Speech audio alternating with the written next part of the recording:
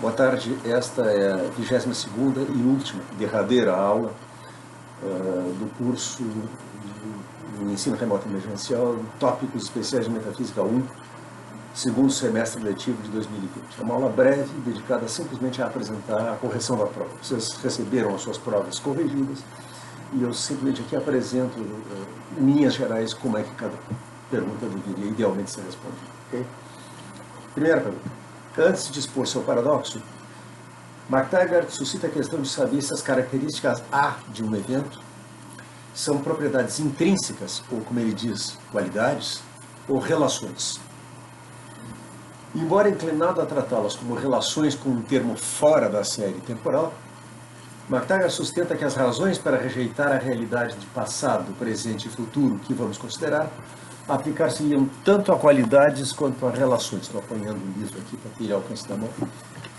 Isso é o parágrafo 306 de The Nature of Existence. Como é que se mostra isso? Bom, chamando a atenção para o fato de que durante a discussão, a formulação do paradoxo McTaggart, independe inteiramente de saber se as propriedades A, se é passado, presente e futuro, são propriedades monádicas ou relacionais. O paradoxo mostra que o que quer que elas sejam, seja qual for, para falar como os lógicos, a aridade desses predicados, seja qual for o número de lugares de argumento que esses predicados contêm, gera-se o paradoxo. Isso é verdadeiro de todo evento, que ele tem todas essas propriedades de ser passado, presente e futuro, mas ele não pode ter todas essas propriedades, o que implica uma contradição.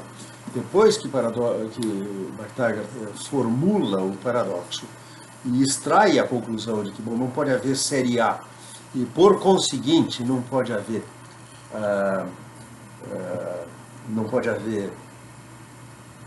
tempo, porque não havendo série A não há mudança, não havendo mudança não há tempo.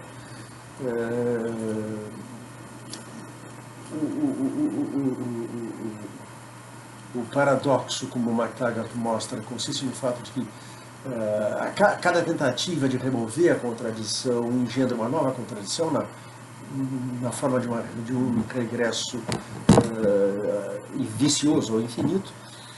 E McTaggart diz, no final do parágrafo 332, a contradição, como se verá, emergeria da mesma maneira, supondo que passadidade, presentidade e futuridade fossem qualidades originais, ele quer dizer predicados monádicos, e não, como decidimos que eram, relações.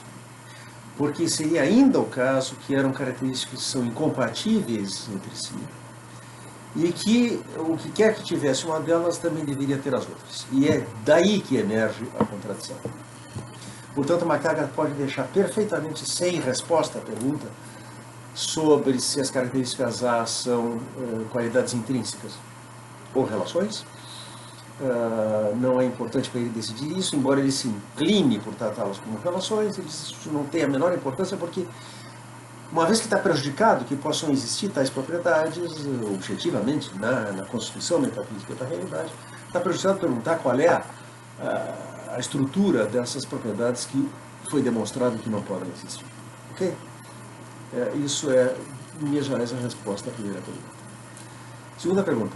C.D. Broad, Charlie Dunbar Broad, o primeiro comentador de McTaggart, o autor do monumental Examination of McTaggart's Philosophy, sustentou que o regresso vicioso, que segundo McTaggart estabeleceria conclusivamente a natureza contraditória da série A, mais exatamente da suposição de que a série A é real, é uma ilusão provocada por uma análise inadequada das flexões temporais dos verbos.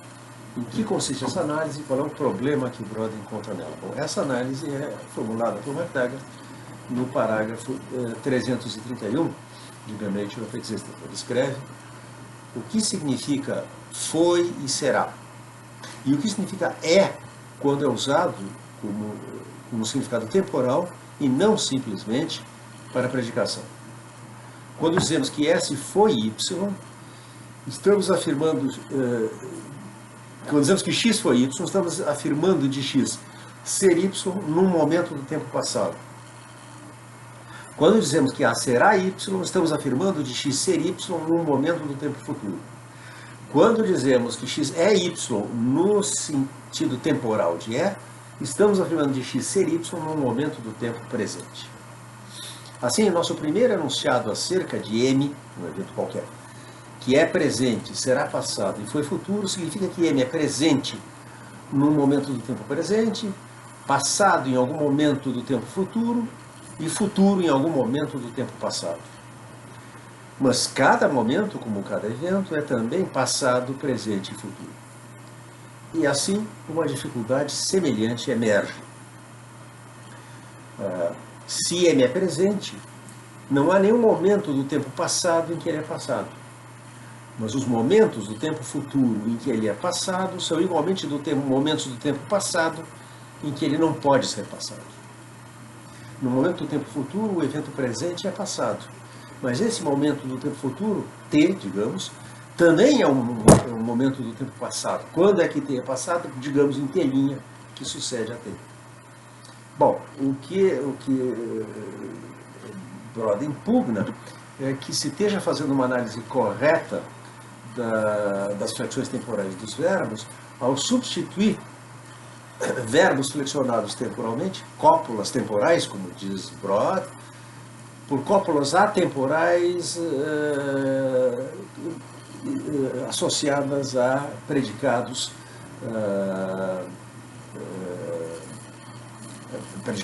a advérbios de tempo. Tá?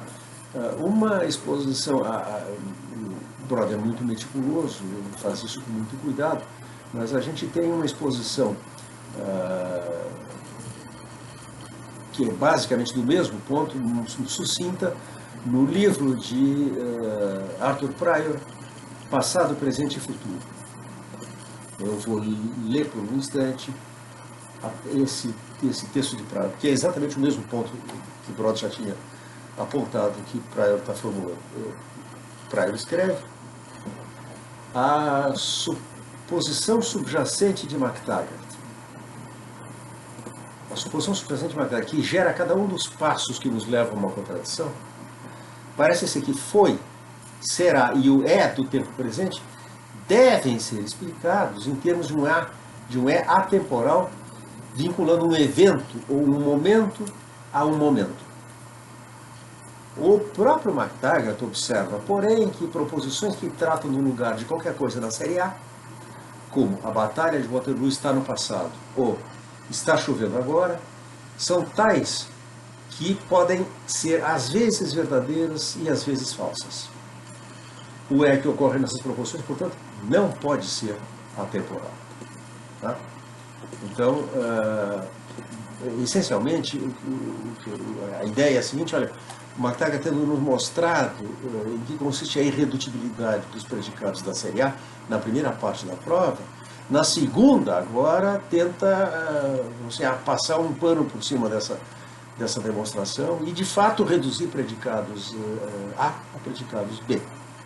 Predicações flexionadas temporalmente a predicações sem flexões temporais. Tá? E isso gera uma inconsistência no argumento de MacTaggart. Se Brod e Prior têm razão, não se trata de que alguma premissa do argumento de MacTaggart seja falsa. De fato, há uma premissa falsa, é a terceira, que é a suposição de que a série A é real e engendra contradição. Por quê? Porque o argumento que deve estabelecer essa premissa é uma falácia. Né? A prova inteira não é uma falácia. Tá? Mas ela tem a terceira premissa, é uma premissa falsa, e mostra-se que é uma premissa falsa, mostrando que o argumento, que é essencialmente o paradoxo de MacTaggart, que MacTaggart mobiliza para justificar essa premissa, é esse, sim, um argumento falacioso. Tá? Essencialmente é essa a ideia. Terceira questão. O debate sobre o paradoxo de MacTaggart tem sido dominado pela oposição entre duas estratégias de dissolução do paradoxo que se atém a dois estágios diferentes da prova de MacTaggart. Descreva essas duas estratégias. Bom, elas estão prefiguradas no debate entre MacTaggart e Russell. Tá?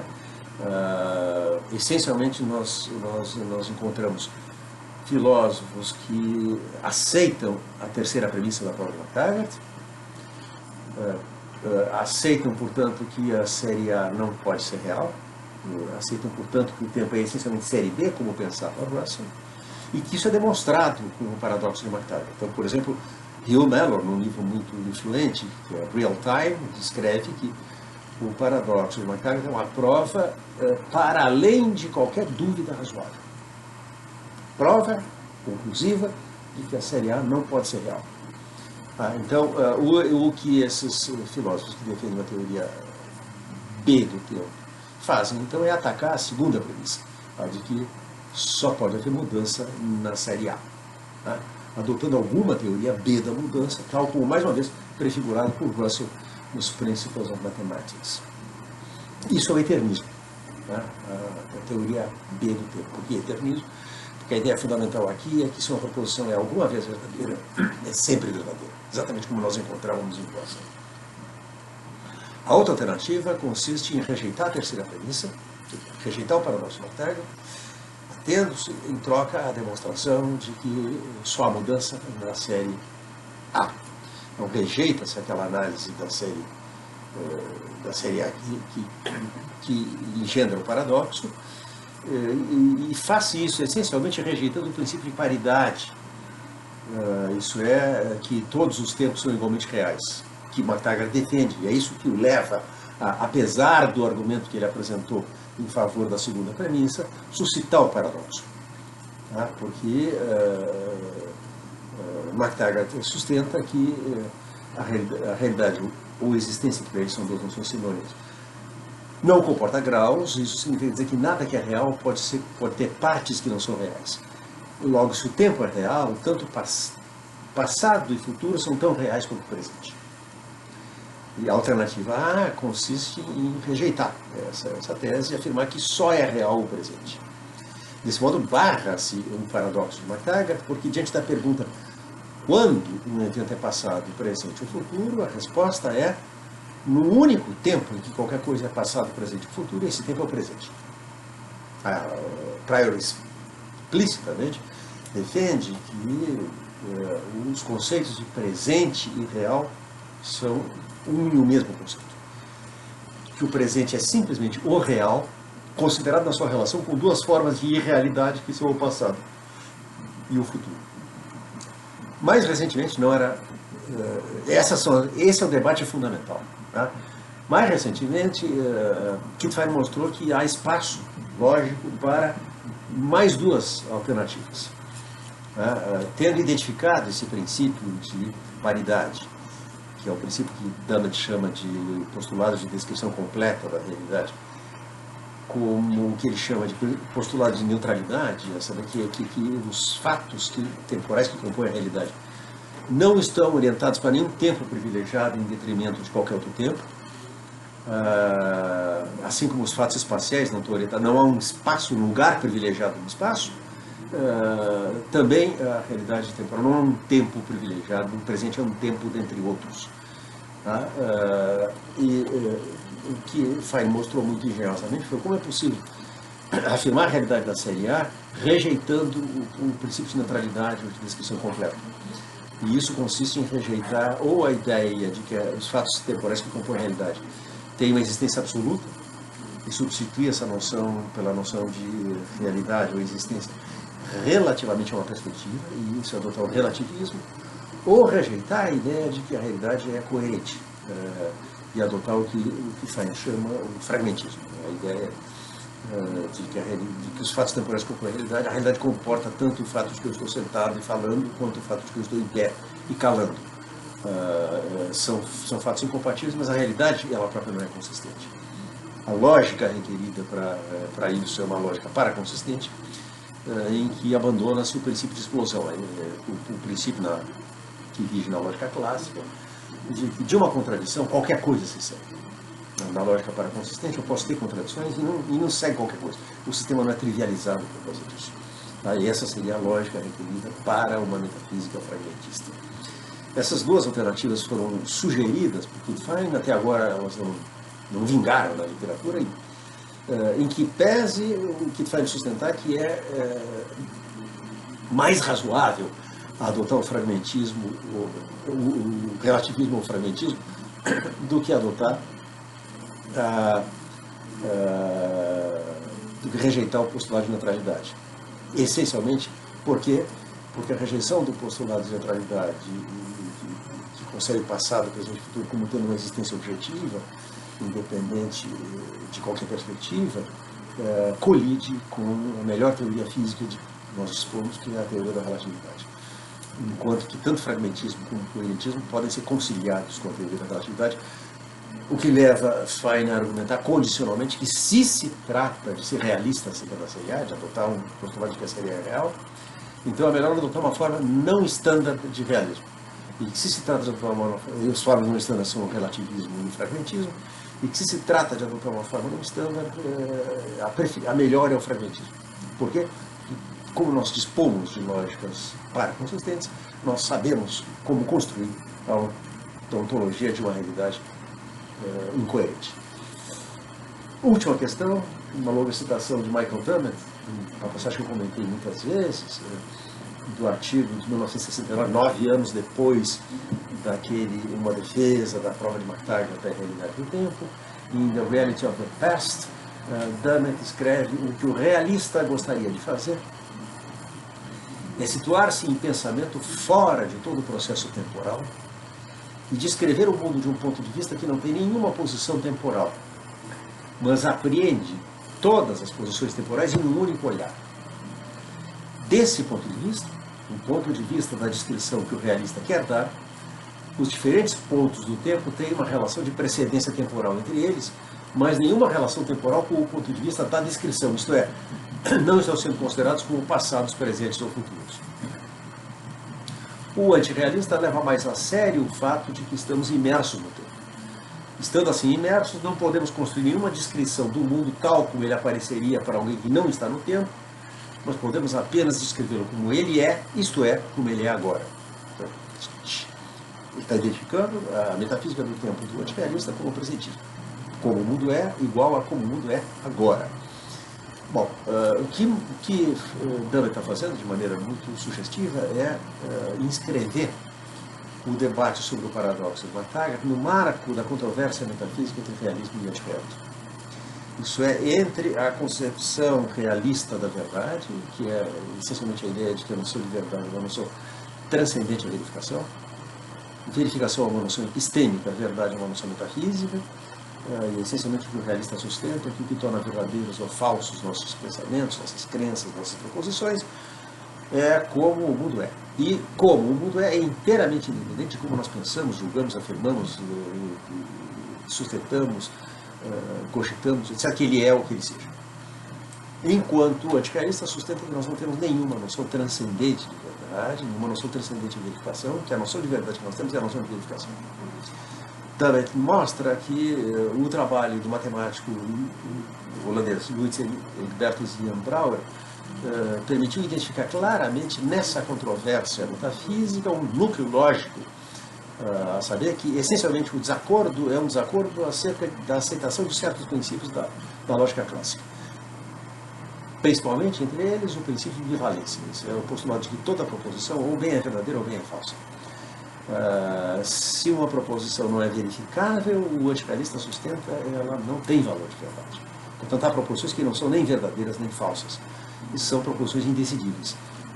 Trata-se, por exemplo, de proposições sobre regiões inacessíveis do espaço e do tempo, como o passado remoto, proposições sobre os condicionais contrafactuais, que tratam de estados de coisa possíveis mas não atuais, ou as codificações sobre totalidades infinitas, como ocorre na matemática.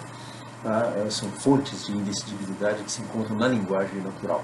O antirrealista formula para o realista dois desafios. O desafio da aquisição pergunta como nós poderíamos ter adquirido o conceito transcendente de verdade, que o realista sustenta que é o conceito que nós empregamos.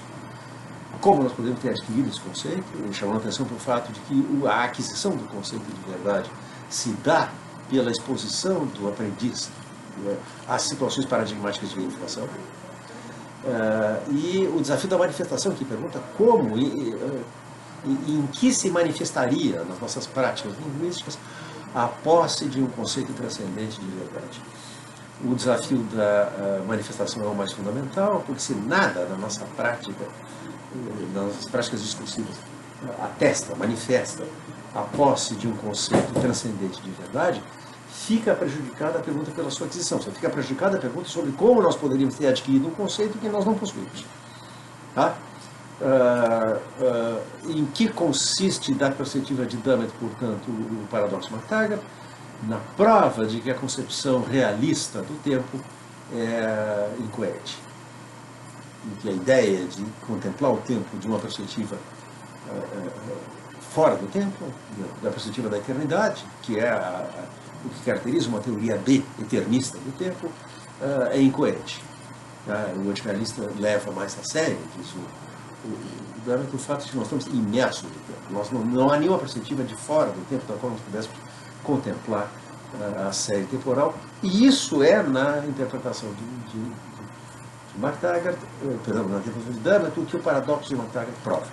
Ele já tinha sugerido isso 9 anos antes, sem aludir especificamente ao debate realismo e antirrealismo.